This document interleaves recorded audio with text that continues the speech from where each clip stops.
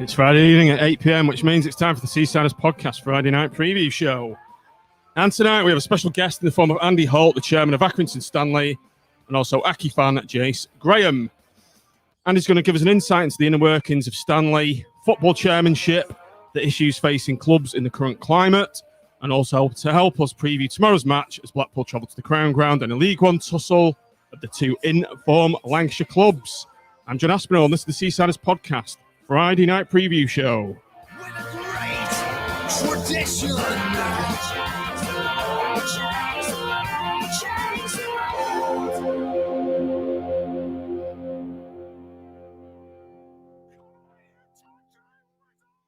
Good evening, everybody. Welcome back to the Seasiders Podcast Friday Night Preview Show. Welcome to all the Accy fans out there. I hope there's a few of you watching to watch your chairman, El Presidente, Mr. Andy Holt. Good evening, Andy. Fantastic for you to come on, and thanks for joining us. Whoops. And it'd help if I unmuted your mic. Sorry, Andy, you'll have to say that again. Andy, welcome. Yeah. Evening, guys. Joking. Yeah, thanks for inviting me on anytime. It's a pleasure. Hey, Jace. All right. I'll have to unmute you, Jace. Jace Graham, you're an Accy fan. Thanks for coming on. You're welcome, lad. Good to see our northern brothers. Keep it red rose, eh? That's right. Also joining us on the pod is Tim. Evening, Tim. Hope you're well. Evening. Welcome, everybody. Actually, I've got to say to you two guys, Jason and Andy, I could well have, but for a quirk of fate, I could have been an Accy fan myself because my family come from Clayton Moors, and I moved. My dad moved to Blackpool in 1966, just before I was born. So if he'd stayed with the rest where the rest of my family are, I could well have been one of you guys. So I always got a soft spot for you. But for a quirk of fate, I might never have been involved in a football club. So, we'll come to that. 2015.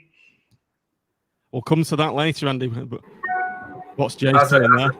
As a kid, I could have been a Blackpool fan because my grandma had a caravan at the Carly Graham in Thornton.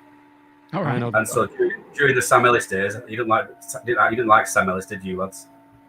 Remember Sam Ellis? Yeah. The season I started to go to Bloomfield Road for a few games because we were at the caravan.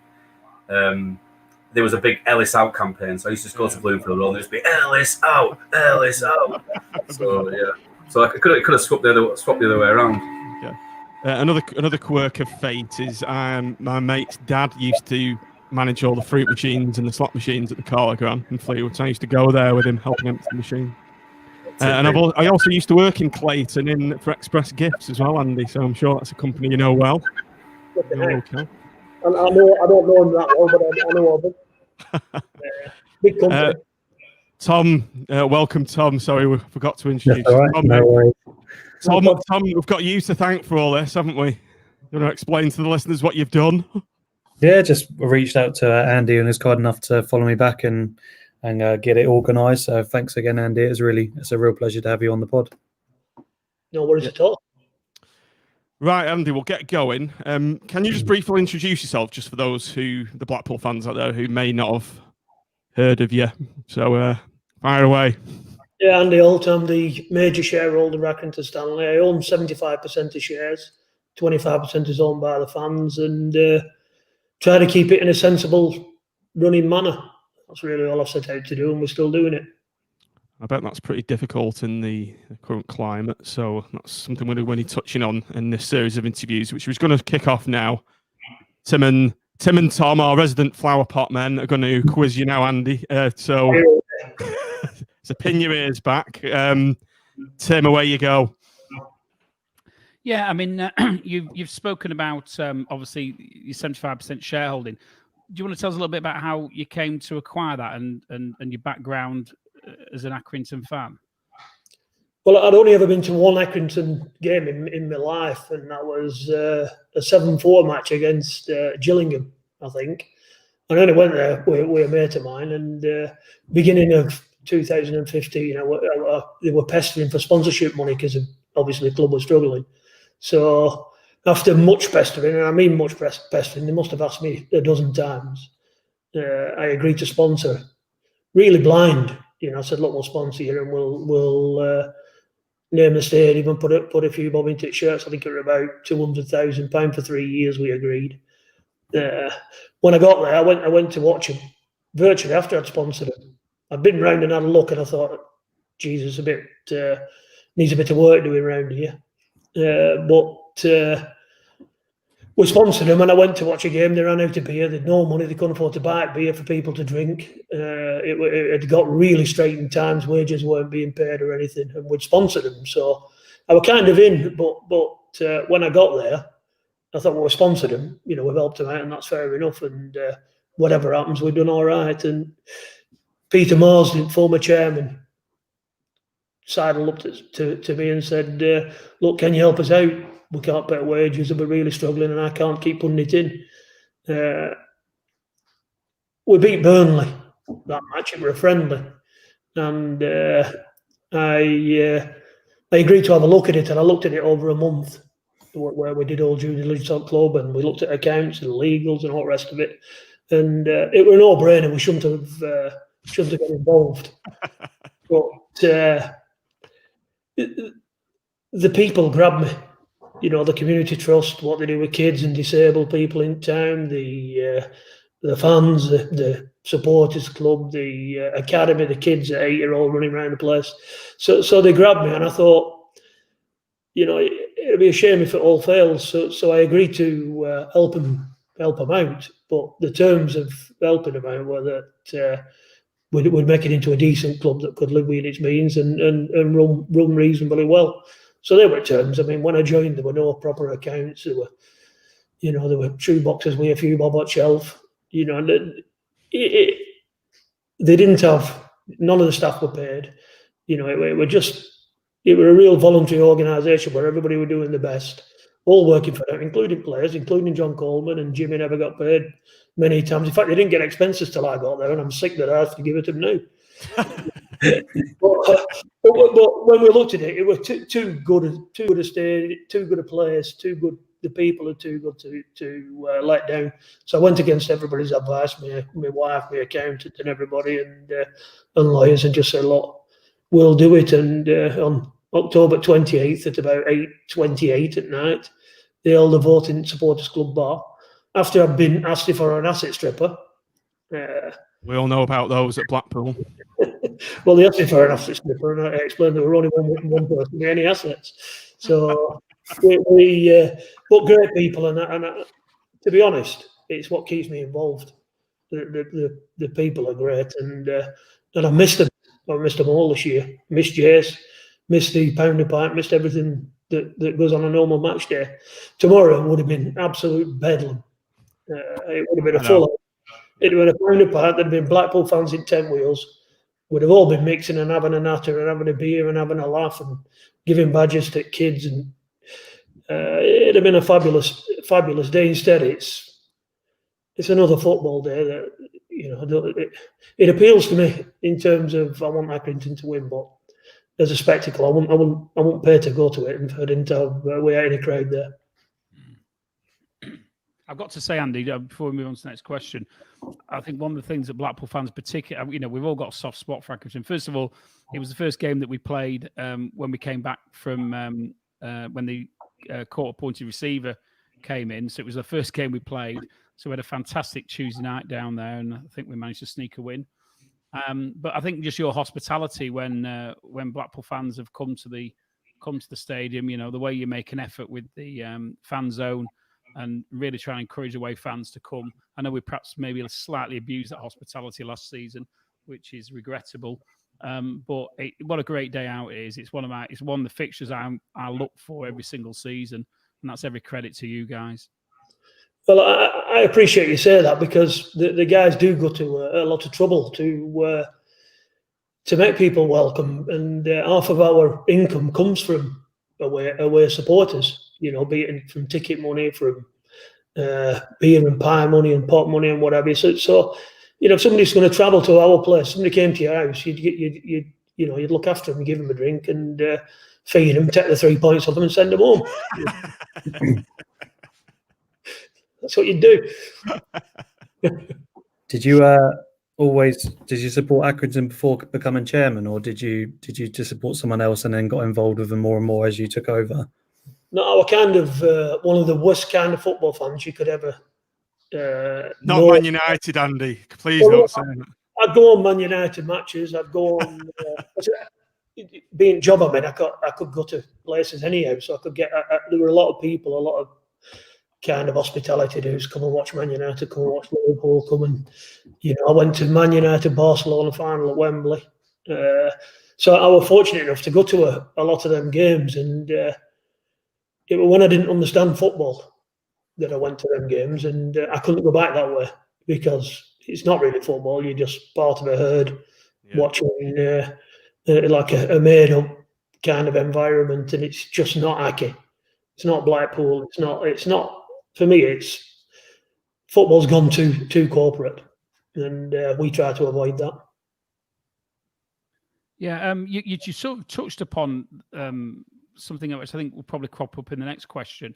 I mean, I think it's well documented that you've probably got the lowest revenue streams in Division 1, if not the lowest, most certainly one of the lowest.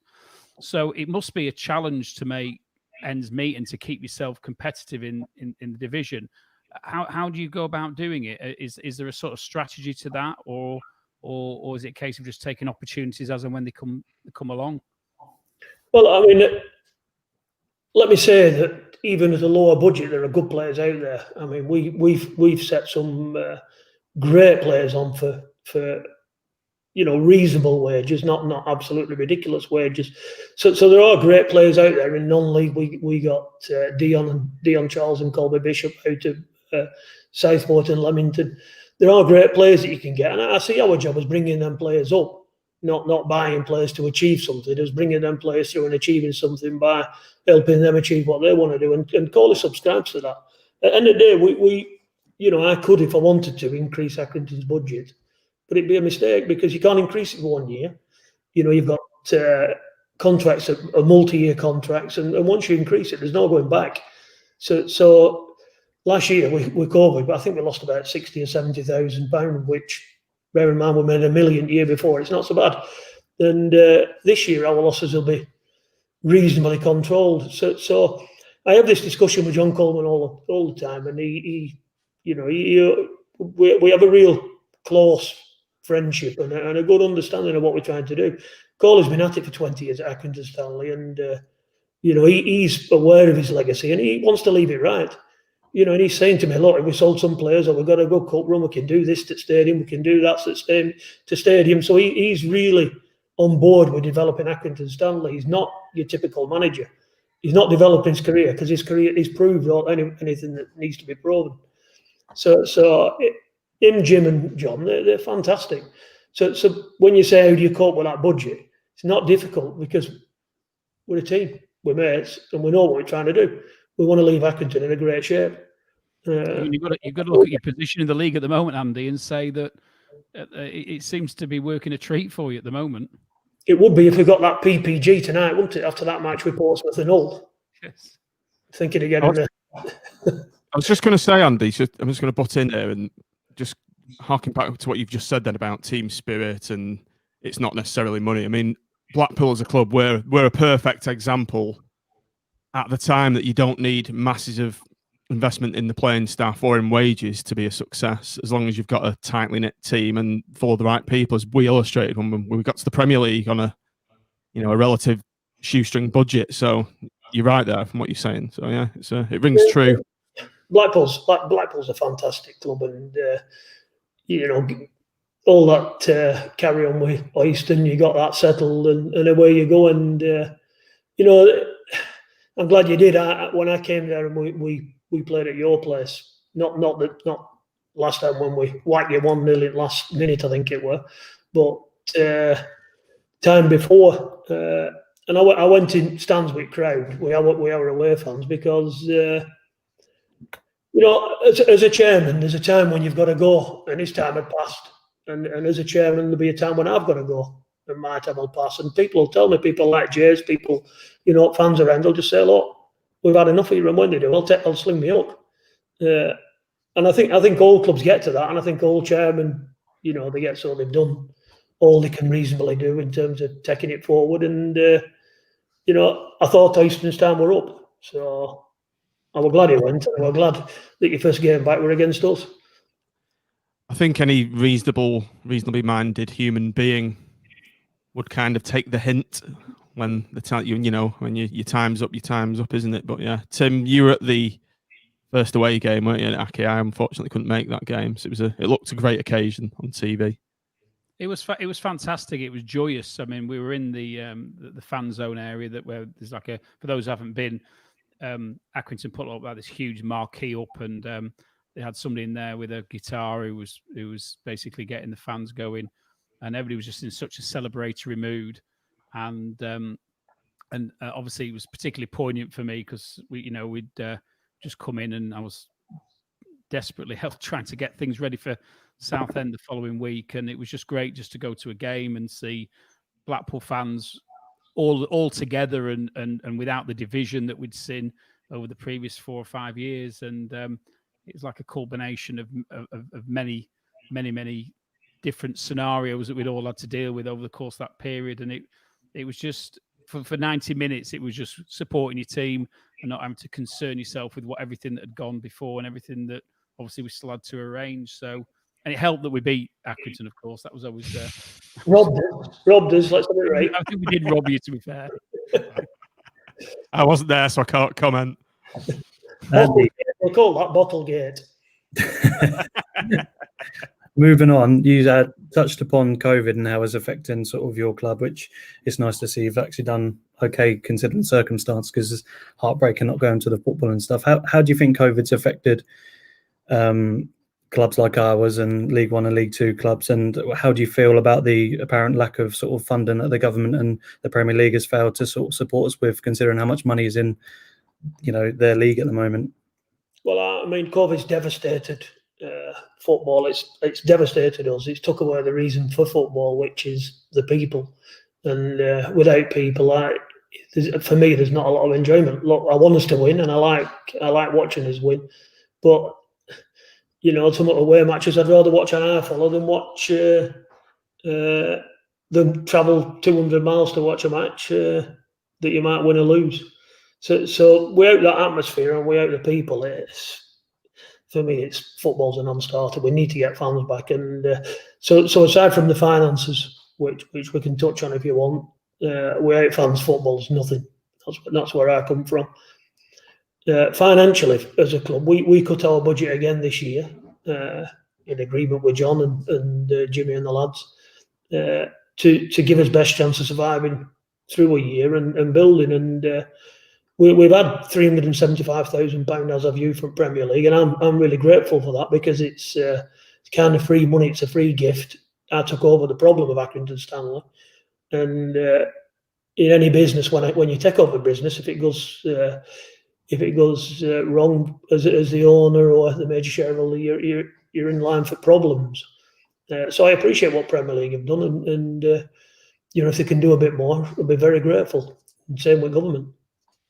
What about the government? Sorry, Tim. What do you think about the government support, Andy? Given the fact they've dished out millions of pounds to other sectors, but they've lumped in lower division EFL clubs with the rest, with kind of the top earners in the Championship. So, what's your opinion on the government support? I mean, when on that Project Restart, they said to Premier League, you can restart season provided you work properly with the rest of the EFL.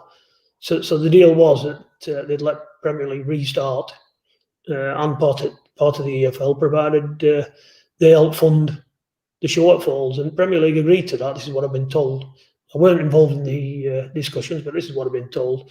They got 1.2 billion of income as a result of being able to restart, and they didn't dare sign a deal whether they'd fund the EFL. And I think that's why government were sticking and saying we're not dishing anything out. But listen, don't talk to me about government. That's a different subject. Yeah, I mean that was a sort of thing I was going to ask the same question, but we have this almost like Mexican standoff, don't we, where the government are saying we're not going to sort it out. But to me, the impression I have from the outside is that as always, the Premier League are very self-serving. We saw this nonsense going around with Liverpool and Man United, didn't we, where they were trying to leverage a deal with the other Premier League clubs by effectively using the EFL. And I think at one point they were even threatening to leave, weren't they, and join the EFL to sort of get what they wanted. And I felt that the EFL clubs, particularly the Division 1 and Division 2, were like pawns in a bigger game, and we're better than that, and we deserve better than that. And I think the government, it comes back to the government, I think, needing to clamp down on the way in which the Premier League seem to run their operation, which is just far too self-serving, and particularly when the government are then expecting them to do the bailout. And clearly, I know you've had some money, but that's I'm sure that's not covering anything like the losses that you and other clubs in the lower divisions are suffering at this moment in time, because the match day income is crucially important, isn't it? Well, it is, but I mean, I'm a council house lad, and when somebody gives you some, if you're hungry and somebody gives you 2 chips, it might not be a feast, but you show gratitude, and hopefully by showing gratitude, people realise that you're decent, and they give you a bit more, another chip. And there's too many people saying it's not good enough, and I think guys have given us 375,000 quid out of their coffers, 20 grand a club, and I'm not going to knock it. Is it enough? That's a separate issue, but they're doing what they said they'd do under Project Restart, and for me, that's all they have to do. I can't expect them to do any more.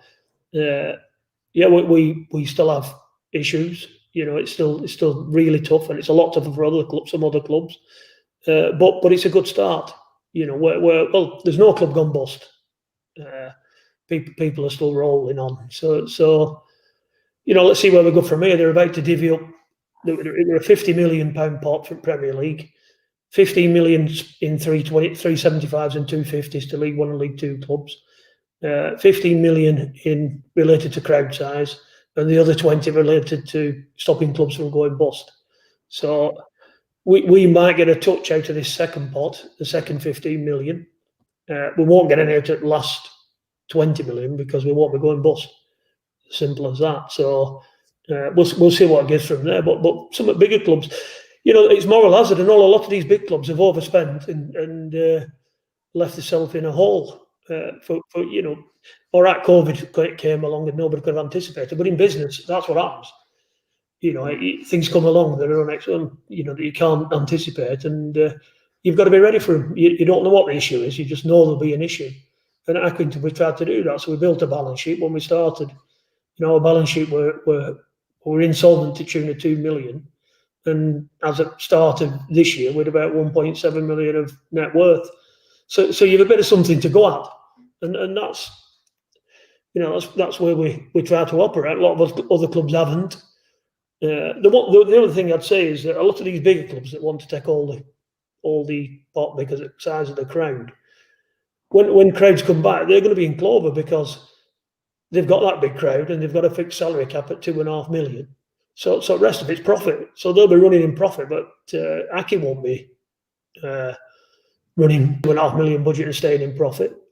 So these big guys that are doing a lot at grumbling are actually in a real good position going forward because budgets have been constrained, wages have been constrained, and they can run a proper business with a surplus. Do you not think will that not help you though as well? I mean, my immediate thoughts were that there's a very big levelling of the playing field, isn't there, with the salary caps? Because a club like Accrington has always historically come up against, if you come against a club like Sunderland, which has effectively a ridiculous wage bill, or Portsmouth perhaps to a slightly lesser degree. But there is going to be a levelling off, isn't there? I would have thought if you've got a cap at that figure, even if you're not at the cap, you're not going to be too far away from where they're at, though, are you? Well, you say that we are less than 50% at cap as we speak. So they've still got double our budget. Listen, some of these clubs, it don't matter how much money they have, they'll still make a mess of it. So it's agents and players and everybody will ask for as much cash as you'll ever put in front of them. There's got to be some constraint because owners can't do it. They won't do it. They won't say no. you've seen, and it just leads to an escalation of agents' fees and players' fees, and you've got to have a lid on it. And if owners can't do it, then EFL has to do it. Now, I'm not saying that cap at £2.5 million is right, but I'm saying you have to have a cap when the people that are doing job can't do it themselves. When we talk about the EFL, and obviously I think you've been a very outspoken critic of some of their policies. Do you think obviously Blackpool particularly has suffered, in my view, quite tragically in the way in which the EFL have applied the rules, particularly in relation to our ex-owner and his past misdemeanors. But do you think that the EFL have really got a grasp yet of that ownership issue? The owners and directors test as it stands, there still seems to be a plethora of owners who've got through the net, so to speak. We've seen the problems at Bury, haven't we, and at Bolton, at Coventry. Do you think they really sort of get the issue, and do you think they've got the appetite to tackle it? I think they've got the appetite. I think they get the issue. Whether they can tackle it or not's another matter. So you look at all these issues with owners coming in and EFL allowing them in. There isn't a queue of owners for a lot of clubs. So if you've only got one owner, what are you going to do? What's EFL going to do? Say, look, you can't have an owner, you can just go bust. So sometimes when a club's on its arse, it has EFL are in a real difficult position. It's not like there's a queue of owners for some of these clubs. Having said that, an owners and directors test for me is a waste of time, other than cursory glance. It's watching how clubs progress. They get all the accounts, they know the numbers. They knew for years that Bury weren't paying the bills, long before Steve Dale's time. EFL were paying bills for them and taking it away from their distributions, as far as I can see. So EFL knows when there's problems, and it's when problems arise that EFL need to be stronger, and it's the ongoing thing. Because with football, when you take over a football club, you don't know what you're getting into. I was shocked. You've just got no idea what kind of world it is. It's not a normal business. It's not like buying a little factory or a little shop or whatever. It's football, and it's a different world, and it's hard to grasp. It's only when you get involved that you realise what's really involved, and you think to yourself, Jesus, why did I get involved? I had a little taster for 4 months, and as you can imagine, the day that Paul Cooper went in and the day we walked into Blackpool Football Club was certainly an eye opener, and it's I can fully empathise with the type of situations that you were having to deal with. A quick note about EFL and owners and directors test. By having an owners and directors test, they buy all the problems in. So once they've said you have passed this test, everything that happens from that point is the EFL's fault. And that's why I don't like owners and directors test. There should be a duty of owners throughout ownership, standards you've got to keep up to. So you should have an owners and directors cursory glance. Are you a gangster or a robber? Or have you been done for tax? Or all the rest of that, carry on. And then there has to be a duty of care going forward that you live up to. So if you go into Germany, for instance, you've got the independent regulator. Well, most European countries, you have an independent regulator, and you are not financially prudent. You don't pay your debts. You are spending more than your revenues coming in. And in certain divisions, particularly Germany and Italy, you get relegated, and they do it, and they've done it reasonably regularly, and people, owners and clubs know that they can't run loose and fast with the money in the way that some of the clubs in England, I think, have done in the past. So, did you think an independent regulator, or do you think that's going too far? Well, yeah, they need regulation that's monitored and managed properly, or you need somebody that'll do it for you. You're saying that they've got to spend what they've got and not run big deficits or anything, and they do. So and everybody whinges when you put a salary cap in. What that's doing that is effectively an owner's a tool for managing owners. So you can take points of them and do what you want. Now the level of the cap, if over time, if next year people have big surpluses, you can increase the cap. You can change it to suit. But if there's people who still going bust, you can reduce it and tighten it down.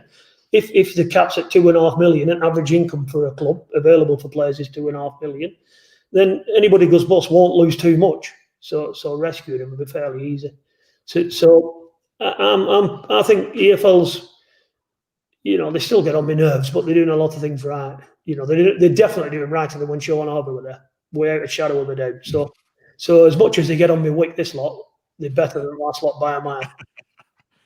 Andy, you did just touch on clubs going bust there. Do you think there's any close to the wire by the end of this season, given the COVID situation? Do you think we'll lose anyone else?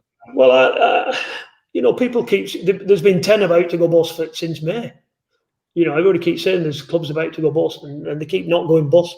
So I don't think there's anybody going to go bust particularly. I think there's a pot there for Premier League to help, and Premier League have said you can contact them, and they'll lend you a few of them as well if you can prove you need it. But if you do that, you've got your embargoed, and that's how it should be. Because if you were borrowing money to stay alive, you shouldn't be spending money on players. I think, given COVID, I think we're on the right path. I really do. I think they've thrown in it deep in the EFL. I think they should have spent less time on Project Big Pitch or whatever it was called, and causing up to Man United and Liverpool, and more time sorting this bailout up and getting clubs in order. And then let's get on to long-term financial structure and distributions, because that's been wrong ever since I joined. And don't forget, clubs were going bust long before COVID were even invented. That's right. Andy, do you still keep in contact with sort of the Football League's chairmen, and how does that work with COVID and in this current situation? I take it you meet up on Teams or Zoom or something, or is contact sort of fell apart since we haven't been attending matches? No, I talk to them on Zoom, talk to them on email. I talk to a lot of owners, believe it or not, share my views, but they prefer not to say so. And I can't see point in not saying so, because I'm only doing a job. My job's to do my best for Accrington Stanley, and I can't do my best if I'm going to allow them to just do what they want to do. So it's important is to let our fans, like the people that like Accy and love Accrington, people that have been going on for decades, let them know what is really going on behind the scenes, because I have nothing to hide. I'm doing a job on their behalf, and there'll come a time when they've had enough of me, and then I'll move on. I'm not in it to make money. I don't expect to get any money out of it. I expect to help the town a bit, and when it's done, it's done. I'll move on and just go on every now and again, and I'm apart with Jace. It's interesting you say that. I don't know if you saw Ian Holloway on Twitter yesterday talking about keeping in communication with fans, but he alluded to the fact that in the past he's not kept in contact with sort of the fans, and I don't know if that was a hint towards Oyston, because he was constantly sort of saying he's an all right chairman, but he said he made mistakes in the past and not talking about previous owners, and he's here to do it now. So sort of give me the feedback you want to give me, and I'll try and stay in contact through Twitter now. And he's only just done that sort of yesterday, so it's interesting to see so far in his career using social media to see how important it is to contact the fans. So I don't know if you saw that or not, but I did see it, and it was quite a good thread. Listen, communication with fans is, if I go to our fans and say, look, we're losing a fortune, we can't do this, they'll say, good, well, let's not do it then. If I said to them, do you want us to spend, we own our own stadium now. If I said to them, do you want us to lend £1 million against stadium, put it on player budget, and if it works, we go up, and if it don't work, we go bankrupt, they'd all say, don't spend it. To a man, all this fans just want you to spend money and all that. It isn't true at Accrington. They want their club. It belongs to them. Do you have? I know I didn't actually realise that 25% of your shares are owned by the fans. Do you have fans representatives on the board then? Well, how much input do they have? We don't really have a board, but on every issue, Jace comes in, on the season ticket issues. We have the supporters club in Peter Leatham that's doing a fantastic job, and we talk to them all the time. So anything that's going on at our club, they know. The only things they don't know are things that we're not allowed to tell them for legal reasons. But other than that, we've nothing to hide. I'm happy to say what we're doing and what we're not doing, because I'm doing it on their behalf. There's no need to hide, and even if it's absolutely bad, they'll understand that it's bad. I'm not trying to make it bad. I'm trying to make it good. But things happen. COVID happens and all the rest of it. Even with COVID, we're a decent little club. When you talk about players and all and player budgets, we just got a player from you, Michael Nottingham. If you're letting the likes of him go, you must have a great side. Fantastic lad, great lad. Listen, when we got him, we're landing on his feet.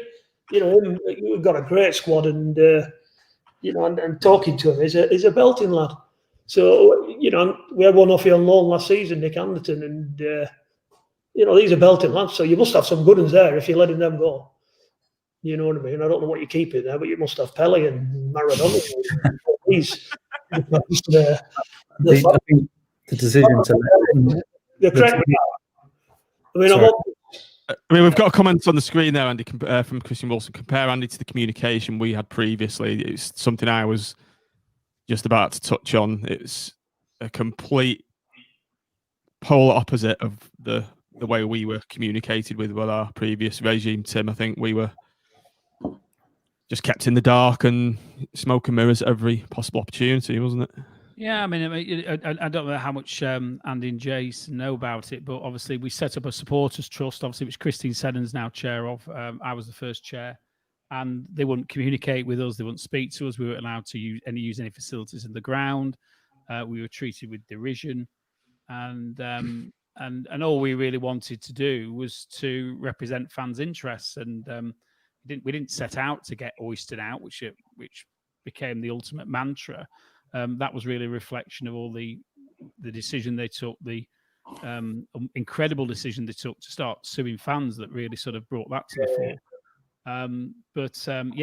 It was very difficult to actually to be a fan during that period, because you felt you were at war with your own owners, and it shouldn't be like that, And they, for me, they created that scenario by their attitude.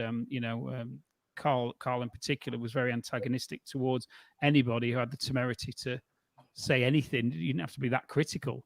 I mean, the first thing we ever did was arrange the Safe Standing Roadshow to come to Blackpool so we could show what safe standing looked like, and we weren't even allowed to put the display up in the vicinity of the ground. We had to go on the nearby casino car park, and that's just an early example before there was actually any real issues there. So it's incredible to hear, and a scenario where it's to use the Ian Holloway expression, a breath of fresh air to hear about an owner who's got such an open and transparent attitude to the way in which a football club's run, because that's the way it should be. I mean, I'm a great believer that the fans should be right at the heart of everything that goes on, and when they do understand, as sure Jason will say, when you do understand what's going on, you're a lot more tolerant, I think, of what's going on the pitch and what's going on with the budgets. And so why hide it?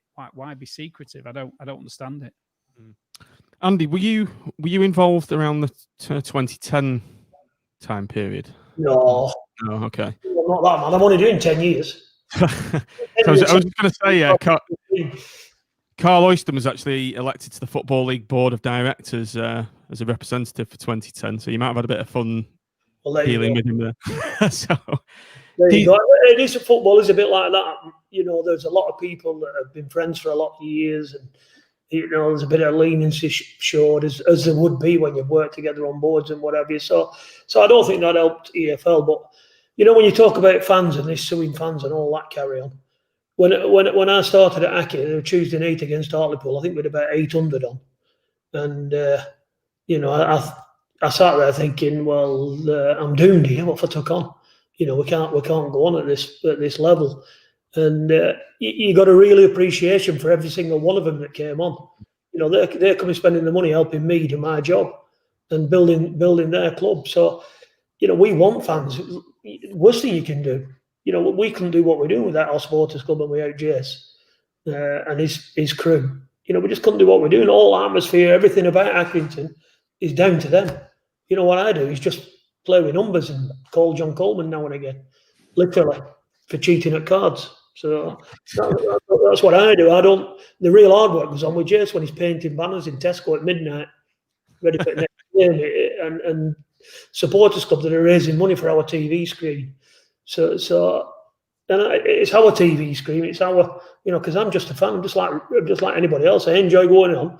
I enjoy a pint after a match. I only want to go and have a pint with my lad and watch a match.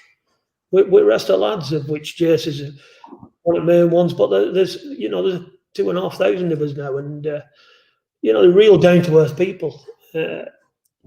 you're never going to build a club by falling out with fans. I don't know why owners get into that, and I don't know what even the motivation would be for falling out with fans. Somebody's paying to come and look at your TV, and they complain they don't like what's on telly. You don't kick them out and sue them. You're like, okay, well, I'll turn it over then while you go. You know what I mean? You work together, and you say, look, I've got to watch this because, and you work together and work it through. And you know, I know with Jason, with Restic guys, I can work through whatever comes. You know, we won't be going bust. We're going to have a great club. I'm sick as a seaside donkey, to coin a phrase, that we haven't got fans in. We're going to have a rebuilding exercise when we do get people back, because some people are saying they've got out of habit, and some people are saying they're not going back until they're sure this vaccine works, whether they're allowed in or not. So we have a lot of older end fans, supporters that have been there since Accrington last went out at league, in fact. So it's not going to be a straightforward build. I'm in for it. I'm in it for, you know, I think we've got a lot of work to do, and supporters club and the ultras are absolutely key to that work. Okay, finally, viewers, if you've got any quick questions for Andy, just drop them in the comments, and we'll ask them just before we finish this segment. Just finally, Andy, what's your aspirations for Accy, both on and off the pitch? I did notice last season you've got a very nice new stand. I was very impressed with the facilities behind that stand. It was a big improvement from the previous year. So have you got any plans to develop the ground any further, and where do you see the club going in, I don't know, 5 years' time? Well, we carry on with plan to make it a great club for the town, and we'll just carry on with that plan. And it's been slowed down because of COVID, no doubt about it. Yeah.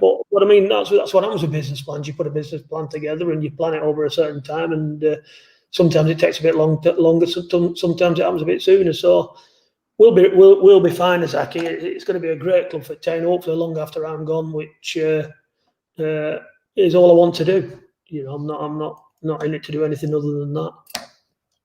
So we've got a comment that you might potentially look at moving ground. Was it to church or somewhere in just out of the town? Is that feasible, or do you see the future at the Crown Ground? Who said that? Where's that? I did a bit of wiki research and it was mentioned in there. And I thought first I'd ever heard of it, so I thought I'd just. We're not moving in my time. I can tell you that for now. We're staying in the chimney pots where we belong. So I just can't. I can't do moving clubs out of town centre. So we won't be moving in my time. You have to get Wikipedia corrected, Andy.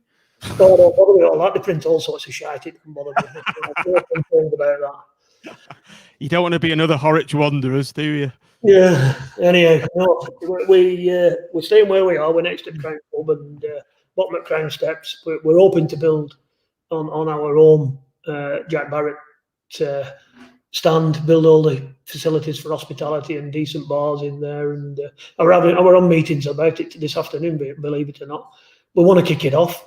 First time it makes sense, but we can't. We can't go spending big money at minute till we know we're up and running again. Last thing you want is a load of new bars and better facilities and nobody around. Andy, we just got a couple of quick questions if you won't mind. Chris Priest just says, have you ever met or spoken to Simon Sadler? What are your thoughts on him? I never met him when we played at Blackpool and we beat you 1-0. I think you were a bit upset at the end of the match because it was a goal by Sean McConville, and I were elated, obviously, at the end of the match, equal and oppositely. Listen, he's took on a big job at Blackpool and seems a decent guy, so he certainly looks to have put his money where his mouth is. He's come in and he's doing a job for you, so full credit to him. Anybody that will take on a football club deserves full credit, and they deserve support by fans until they lose that support like Oysters did. So you've got to get behind him. You're doing great this season. We are. It's going to be a big match tomorrow, and we'll see what happens. I got a text off Jack Jack home from Daily Mail today. He's a Blackpool fan, Jack. He's a nerve. He said something like, well, he said exactly, and I'm going to call him out for it. That's last time I'm talking to Daily Mail, by the way. Go on, carry on, talk to Jace. I'll find it and let you know. Right, Jace, let's move on to you. Sorry, you've been sat there in silence. This is the Accrington Stanley Blackpool preview game, so let's get that underway. So, Tom, do you want to do your stato bit with? Yeah, no problem. So, yeah, the two sides have met sort of 10 times since 2006. Accrington and Blackpool both winning 3 games each, and we've drawn 4 times. So it's been quite close encounters on the whole. And I personally don't see tomorrow being any different. Do you think the same, Jace? No, I think we'll have 36% possession, and we'll win 3-0 with 3 goals from the Sheriff of Nottingham. That's just me being biased. That's what I'm here for. Yeah, so that's that. Yeah, we've been playing very well. So I'm always a glass half full sort of guy. So yeah, but last Saturday was disgusting. So you never know, we might be the same this week. But yeah, I think we'll win. We're bottom teams. We struggle against the bottom teams. Every time we played someone on the bottom, we've either got beat or drawn. Jace, you must be really pleased with where the team are though, because I think if you win your games in hand, you go top, don't you? If I got my stats right, even notwithstanding the loss at Wigan on Saturday. Don't tell anybody. Don't tell anybody. Go blindsided. It's points on the board that matter, not games in hand. Yeah. We just quietly go about our business. And then do a little bit too. It's the best way. It's fly under the radar. Yes. Tom. Yeah. So, both teams have gone into the match in impressive form. We're both sort of first and second in the last 8 games played. Blackpool winning their last game with an impressive 3-2 win at Hull, with a dramatic last 5 minutes. Tim, it was an interesting match. What do you think the best sort of positive on the night was versus Hull? That was to me, was it? Yeah, sorry, Tim. Yeah. I mean, I thought generally it was the fact that I think it was the first game that we've come from behind to win, and I think Hull. I don't know whether Accy have played Hull yet, but they're a very strong side and a very very powerful midfield. And what impressed me most was the way that we matched them man for man and the way that we kept their forwards quiet. And I think that gave us the platform for the win that we saw in the last minute, which was. Again, it's so distressing that we weren't in the ground, because that winning goal in the North Stand, where all the sort of the lads sort of congregate. I mean, what would the atmosphere have been like if we'd been there for that winner? So Andy touched on it before, didn't he, about how important it is to have fans in there, and so disappointing with all these games and tomorrow that we're not able to enjoy them in the way that we do. We've become couch potatoes, haven't we? Which with lower league football is not what it's about. Lower league football is all about going and having that pint and meeting up with your mates and jumping on a train and doing an away day. And here we are. We're sat on a couch watching it like the Man United and Liverpool fans that live down the road do, isn't it? Where, the biggest Liverpool fan in the world has never been to Anfield. So I think there is a little bit of a task, Andy, to get fans back. But I think what we've seen at Blackpool, where we boycotted for 5 years, and there was all this talk about will we still have the enthusiasm for it when we come back? I think we come back with more enthusiasm. And I think actually, as an owner, I think you can see that as a positive, because I think people are going to be absolutely gagging to get back to games. And I don't think you'll have a problem getting people back. I think we're so desperate. And I think it could be hopefully a bit of a boom time for attendances when we're finally allowed properly, rather than the 2,000 or the 4,000 or whatever it might be. If you're in tier 2 and below, though, isn't it? Yeah, we were desperate to get in tier 2, weren't we? We were. Yeah. East Lancs drags us down, though, doesn't it? 2,000. All right, that. Yeah. Amazing how much atmosphere 2,000 can create, actually, in some of these Premier League grounds, isn't it? Makes a massive difference, particularly because we've almost got used to this very sanitized, soulless atmosphere, haven't we? And then you stick 2,000 fans in there, and it changes the dynamic straight away. So Andy, obviously you've signed Michael Nottingham from us. How did that deal come about with Michael Nottingham? Well, Coley were after him for ages, and he refused loads of players and just said, I'm just waiting until we got him at a price we could afford. And that's one good thing about Coley. He is patient, and if he finds somebody he wants, he'll hang around for him, and we did. But he's a top lad. He is a top lad. I were on bus and we'd had a few beers coming back. Michael hadn't, by the way, because we played Saturday, Tuesday. But me and Coley did. And I'd do a glass of Prosecco. And I'd been toilet on bus, and I came out, climbed up steps, and Michael was stood at top. And I thought there needs to be another 2 steps here. The giants now. Our back players at back 4 or 5, 3, 5, 2, whichever formation we're playing. They're 6'5" and 6'4", and they get their head on everything. But a really smart, nice lad, and fits Accrington like a glove. He fits straight in, and brilliant. You do get some players that just work at certain clubs. I know we were like that. We had the likes of Stephen Craney, and he got absolutely slated by the Leeds fans before we signed him, and he was an absolute revelation for us. So sometimes it's horses for courses, and it's some players are, they match clubs perfectly, and I think Notts is perfect for Accy, but he was just very shaky for us. So we all hope he does really well. Anyway, it was. I think the difference between us is, especially when fans about when he gets in front of Clayton, and he'll be well appreciated, and because we have a really small, tight squad. They're more important, and they feel more important, so they're happier. Everybody's really key to what we're trying to do, because we're a small, tight-knit group of lads. So he'll get games. He'll get a lot of games, and for me, he's just getting better and better. It's like he's never been away. What do you think, Jess? Yeah, he's a good and really good. Him and Burgess have been our revelation at back. Jace, is he playing centre half or right back? No. He's playing right to the 3. Yeah. Okay. Yeah, he's playing right to the 3. So he gets the chance to bomb. We didn't play him in that position. He was kind of a. He was just a solid centre half. So that's interesting. Well, John's not really playing a back 5 anymore. It's sort of really fluid, like the Sheffield. He keeps saying it's like the Sheffield United player to get into the Premier League. So. Football, so I ain't got a clue. but yeah, it works. It seems to work. The right back pushes on, and then the Notts has a little jaunt up front. So yeah, it's all right. It's good. I don't know how you let him. I don't know how you let him. We've got yours in the middle, and Cam Burgess, Dave Burgess, a lad on left of it. The Dave Burgess.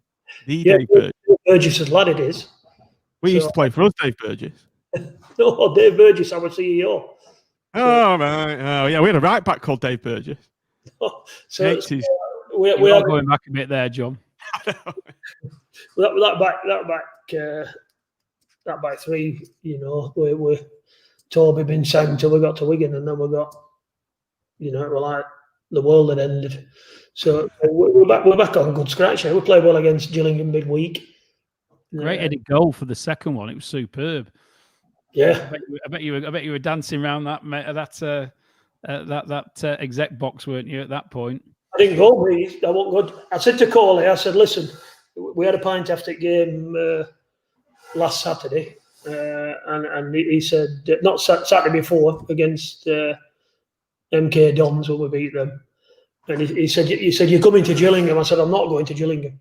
It's like 3 days in a camel ride. Furthest ground in the world to go to. Yeah. I'm not going. He said, if we beat Wigan, you're coming. I said, all right, beat Wigan and I'll come.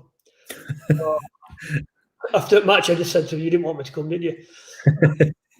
But you don't need to tell Cole. If we're bottom at table, you don't need me to tell Cole about it. You don't get up for 3 days. It's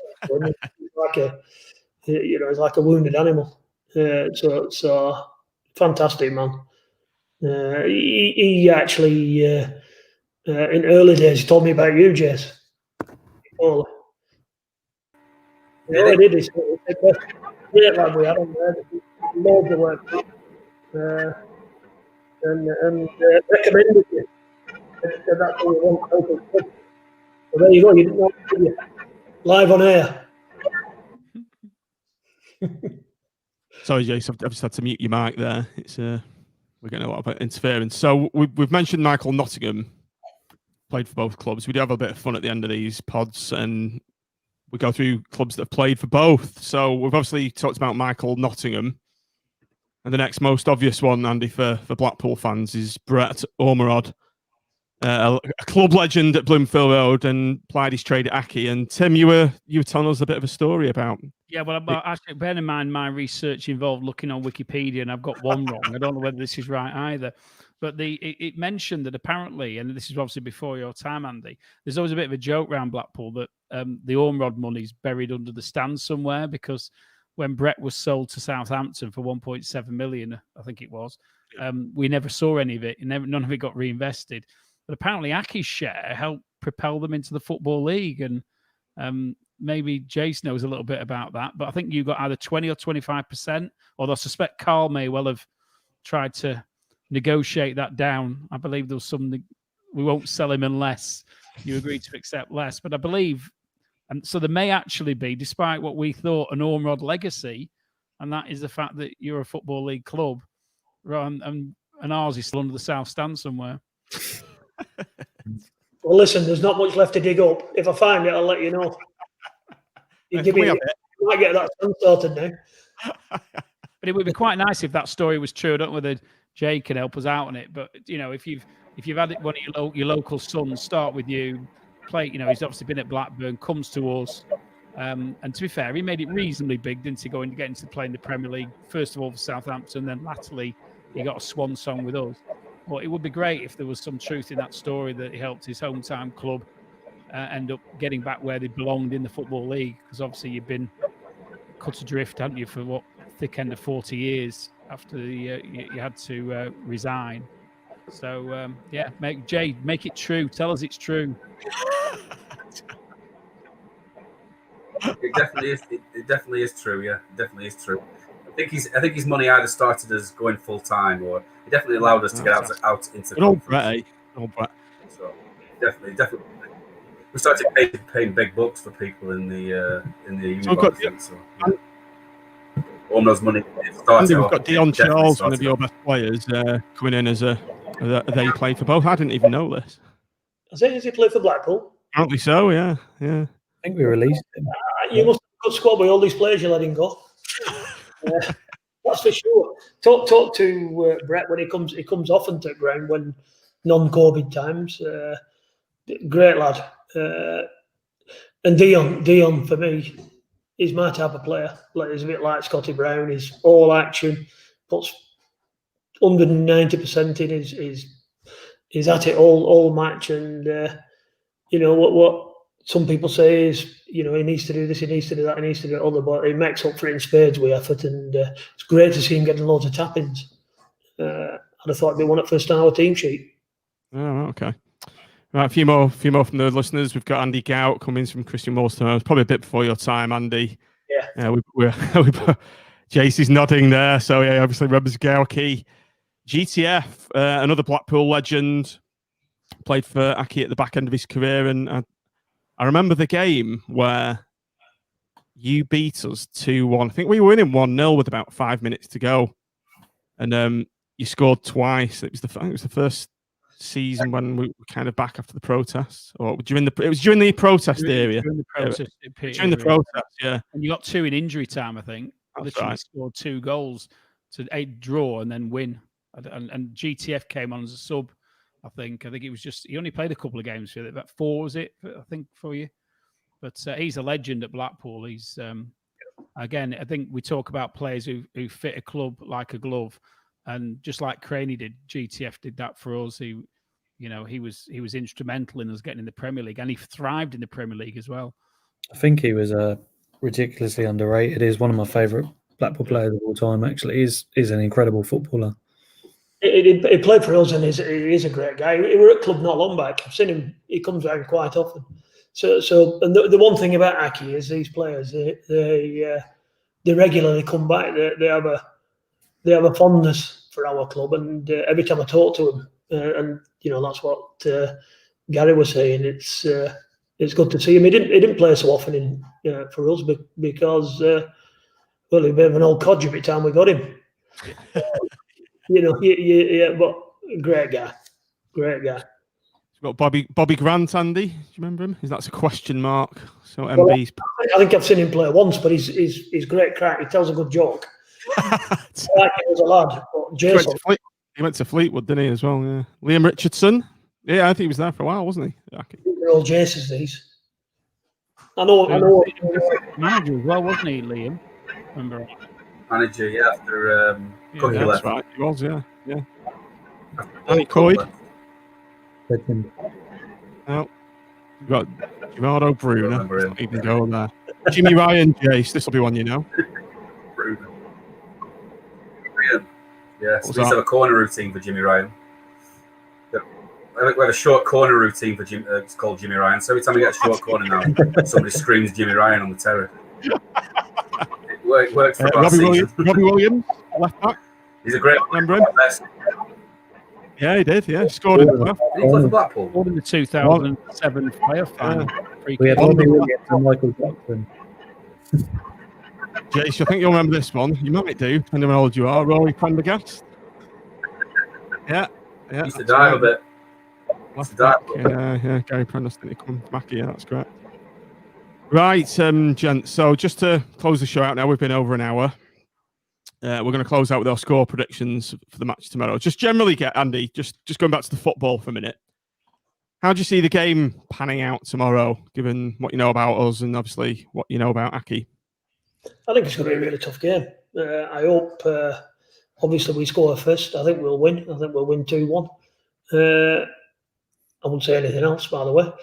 And we'll see what happens. I think it's going to be a really tough game for both sides. We're not, we'll treat you with respect, but we're not frightened of it. Let's get at it. I can't wait for it. It's going to be a good game.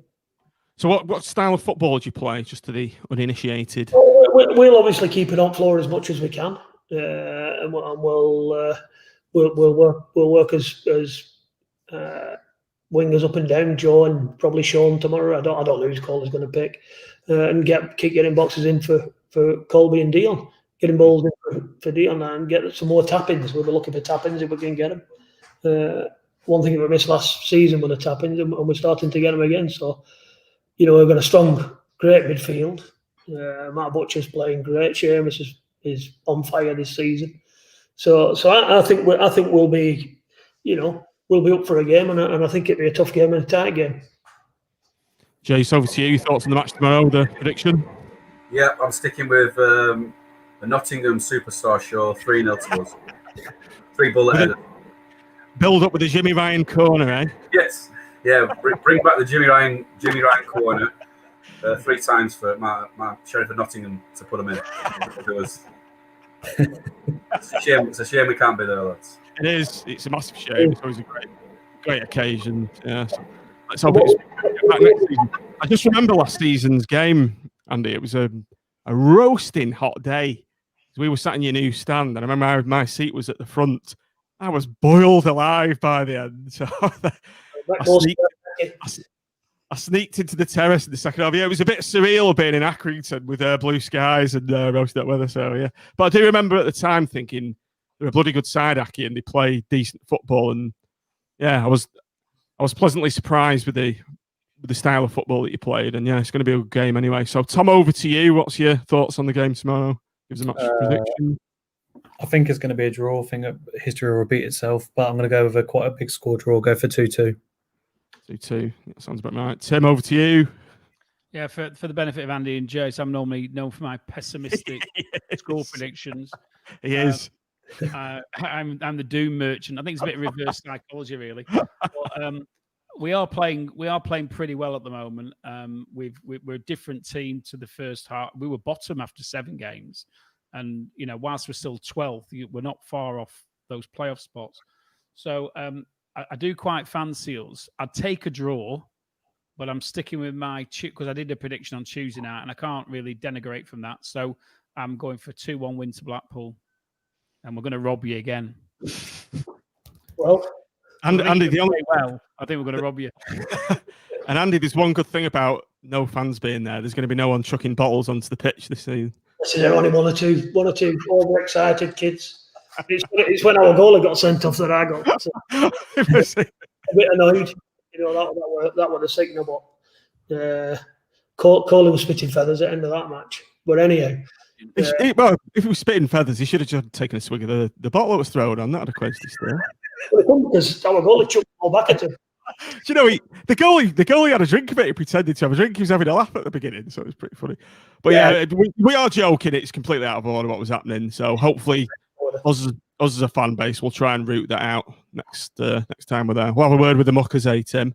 But we wanted to, because just on a serious note, our policing bill goes up. Does it really? Like we rarely get. I think we're one of the only clubs not to have any arrests last season.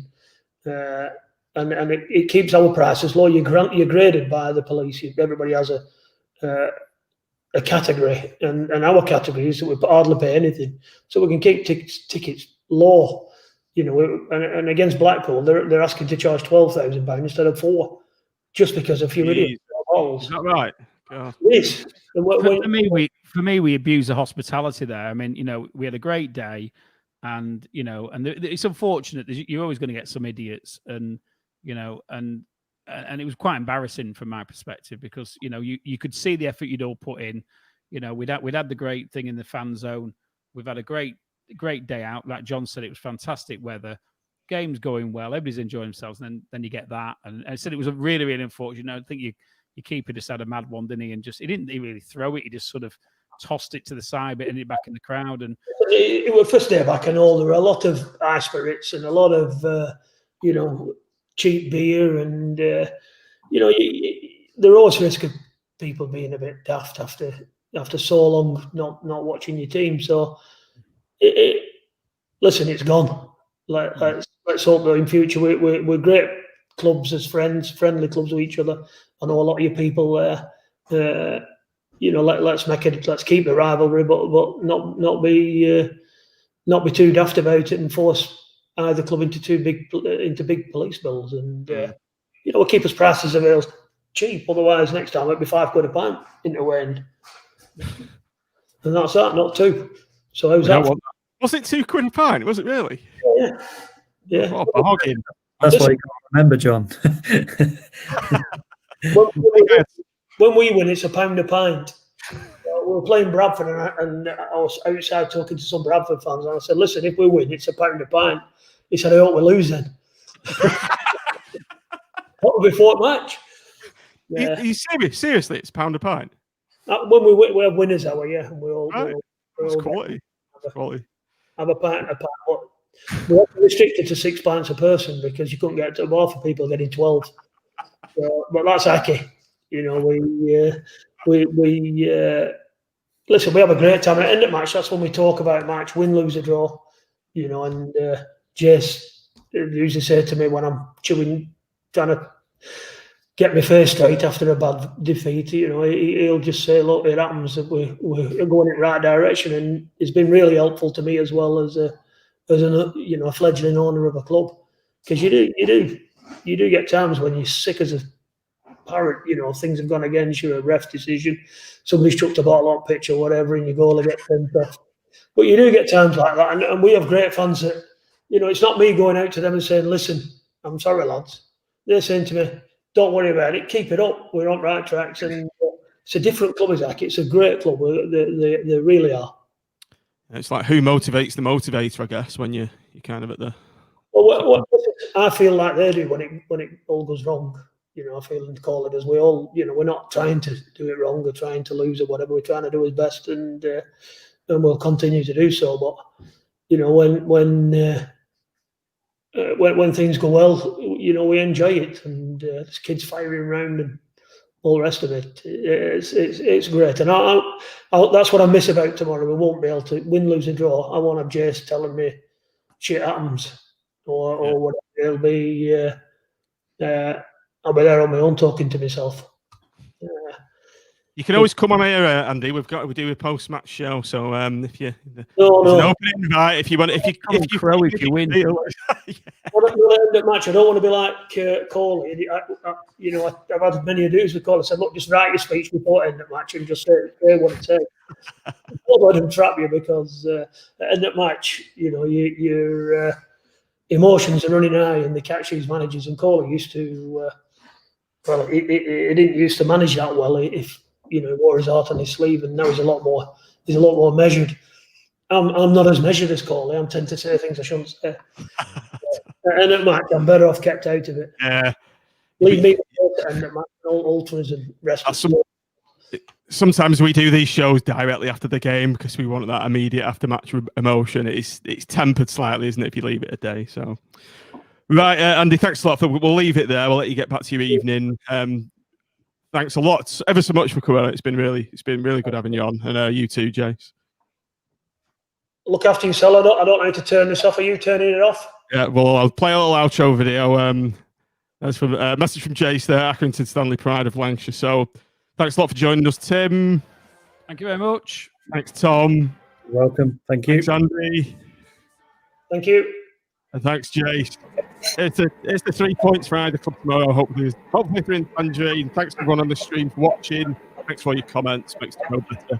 We'll speak to you all on tomorrow's show on the 606 match reaction special. All that has to be said is thanks for downloading, thanks for watching, and up the pool and up the Stanley.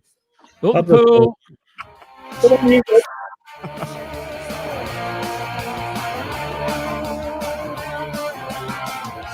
Holly's already changed the world. Small town from the north of England with a great tradition.